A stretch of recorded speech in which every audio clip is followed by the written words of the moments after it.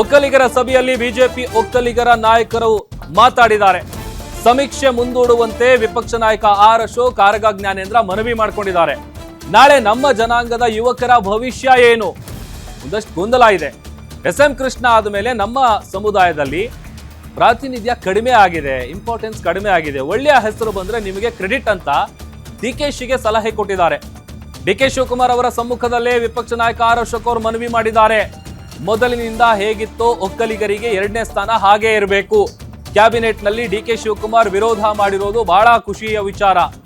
DK Shivakumar ಅವರ ನಿರ್ಧಾರಕ್ಕೆ ಜೈ ಎಂದಿದ್ದಾರೆ ಬಿಜೆಪಿಯ ನಾಯಕರು. ಒಕ್ಕಲಿಗರ ಸಭೆಯಲ್ಲಿ ಇನ್ಸೈಡ್ ಡೀಟೇಲ್ಸ್ ಗಳನ್ನ ನಾವು ನಿಮಗೆ ಕೊಡ್ತಾ ಇದ್ದೀವಿ. ಒಂದ್ ಕಡೆ ಸಮೀಕ್ಷೆಯನ್ನ ಮುಂದೂಡಬೇಕು, ಅದರ ಜೊತೆಗೆ ಒಂದಷ್ಟು ಪ್ರಶ್ನೆಗಳನ್ನು ಕೂಡ ಕೇಳಿದ್ದಾರೆ. ಆಮೇಲೆ ಡಿಸಿಎಂ ಡಿ ಕೆ ಶಿವಕುಮಾರ್ ಅವರು ವಿರೋಧ ಮಾಡಿದ ವಿಚಾರ ಕೂಡ ಇಲ್ಲಿ ಪ್ರಸ್ತಾಪ ಆಗಿದೆ.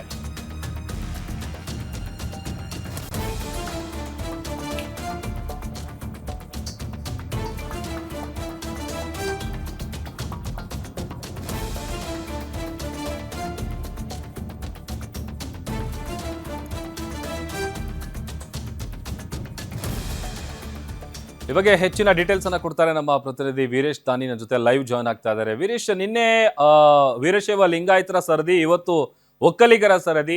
ಇವತ್ತು ನಡೆದಂತಹ ಸಮಾವೇಶದಲ್ಲಿ ಮೀಟಿಂಗ್, ಮಹತ್ವದ ಮಾತುಕತೆಯಲ್ಲಿ ಯಾವೆಲ್ಲ ವಿಚಾರಗಳು ಪ್ರಸ್ತಾಪ ಆಯಿತು, ಜೊತೆಗೆ ಏನೆಲ್ಲ ನಿರ್ಧಾರಕ್ಕೆ ಬಂದಿದ್ದಾರೆ, ಏನ್ ಕತೆ ಅಂತ?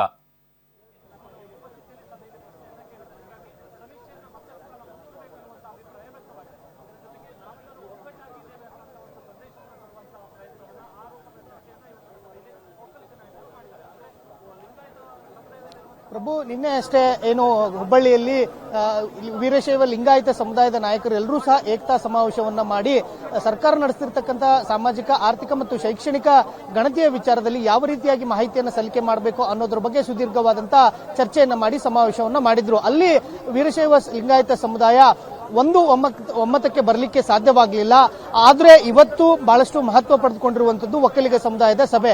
ಜಾತಿಗಣತಿಯ ವಿಚಾರವಾಗಿನೇ ಇವತ್ತು ಒಕ್ಕಲಿಗ ಸಮುದಾಯದ ಎಲ್ಲ ನಾಯಕರುಗಳು ಸಹ ಪಕ್ಷಾತೀತವಾಗಿ ನಿರ್ಮಲಾನಂದ ಸ್ವಾಮೀಜಿ ಅವರ ನೇತೃತ್ವದಲ್ಲಿ ಈಗಾಗಲೇ ಸಭೆಯನ್ನ ಮಾಡ್ತಾ ಇರುವಂತದ್ದು. ಸಭೆಯಲ್ಲಿ ಎಲ್ಲ ಪಕ್ಷಗಳ ನಾಯಕರುಗಳು ಸಹ ಅವರವರದೇ ಆದಂತಹ ಅಭಿಪ್ರಾಯಗಳನ್ನ ಮಂಡಿಸ್ತಾ ಇರುವಂತದ್ದು. ಅದರಲ್ಲೂ ವಿಶೇಷವಾಗಿ ರಾಜ್ಯ ಸರ್ಕಾರ ಈಗ ಮತ್ತೊಂದು ಬಾರಿ ಸಮೀಕ್ಷೆಗೆ ಮುಂದಾಗ್ತಾ ಇರೋದಕ್ಕೆ ಬಿಜೆಪಿಯಲ್ಲಿರ್ತಕ್ಕಂಥ ನಾಯಕರುಗಳು, ಒಕ್ಕಲಿಗ ಸಮುದಾಯದ ನಾಯಕರುಗಳು ಸಾಕಷ್ಟು ವಿರೋಧವನ್ನು ವ್ಯಕ್ತಪಡಿಸಿರುವಂತದ್ದು.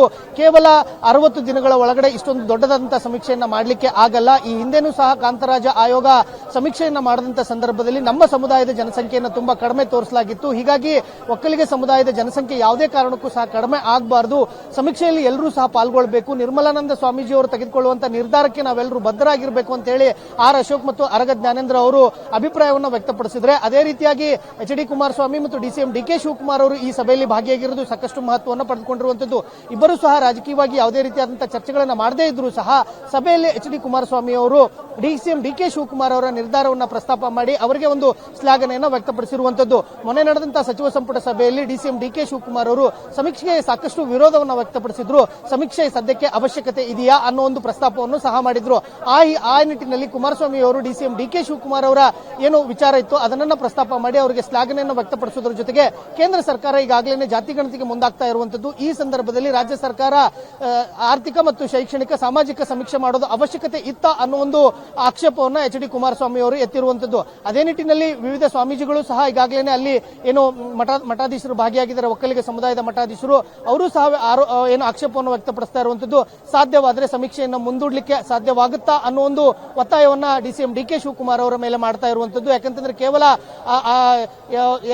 2 ವಾರಗಳಲ್ಲಿ 60 ಪ್ರಶ್ನೆಗಳಿಗೆ ಉತ್ತರವನ್ನು ಕೊಡಲಿಕ್ಕೆ ತುಂಬಾನೇ ಕಷ್ಟ ಆಗುತ್ತೆ. ಹೀಗಾಗಿ ಸಮೀಕ್ಷೆಯನ್ನ ಮಾಡಲಿಕ್ಕೆ ಇಡೀ ಸಮುದಾಯದಲ್ಲಿ ನಾವು ಜಾಗೃತಿಯನ್ನು ಮೂಡಿಸಬೇಕಾಗಿದೆ. ಹೀಗಾಗಿ ಸಮೀಕ್ಷೆಯನ್ನು ಮುಂದೂಡಲಿಕ್ಕೆ ಸಾಧ್ಯವಾಗುತ್ತಾ ಅನ್ನೋ ಒಂದು ಒತ್ತಡವನ್ನು ಸಹ ಡಿಸಿಎಂ ಡಿ ಕೆ ಶಿವಕುಮಾರ್ ಅವರ ಮೇಲೆ ಹಾಕ್ತಾ ಇರುವಂತದ್ದು. ಪ್ರಭು, ಓಕೆ, ಥ್ಯಾಂಕ್ ಯು ವೀರೇಶ್ ನಿಮ್ಮೆಲ್ಲ ಡೀಟೇಲ್ಸ್ಗಾಗಿ.